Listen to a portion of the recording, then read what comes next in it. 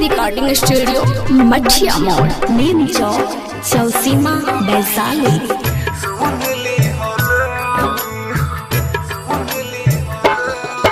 सोनम बतिया गैर के सुन ली हलू, सोनम बतिया गैर के सुन ली हलू। भवन कोहमी ही रहे हम में दोसर चुन ली हलू, सोनम बतिया गैर के सुन ली हलू, सोनम बतिया गैर के सुन ली हलू।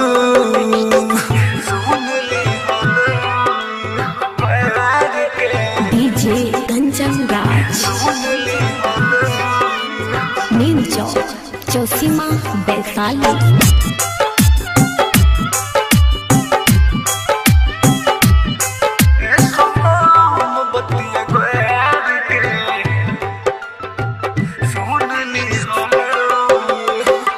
तोहरे खातिर हम ही रहनी सब कुछ न हो, हज पता चलल बोलत रहलो हमसे झूठ न हो, हज पता चलल बोलत रहलो हमसे। तोहरे खातिर हम ही रहनी सब कुछ न हो, हज पता चलल हमसे बोलत रहलो झूठ न हो। पहले देखे खाती हम कहबे करार रहलू, पहले देखे खाती हम कहबे करार रहलू। अब देखी काहे अखिया अपन मुनली हलू, सोनम बतिया गैर के सुन ली हलू।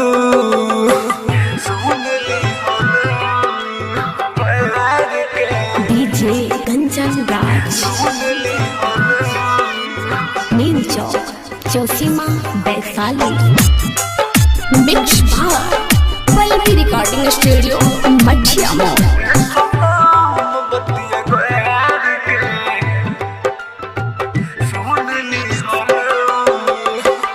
तू तो भूल गईलू तोहके हम भूल न पाइब हो, छोड़ी है प्रमोद जहिया हम ही याद आइब हो, छोड़ी है प्रमोद जहिया हम ही याद आइब। तू तो भूल गईलू तोहके हम भूल न पाइब हो, छोड़ी है डीजे कंचन हम ही याद तोहके आइब हो।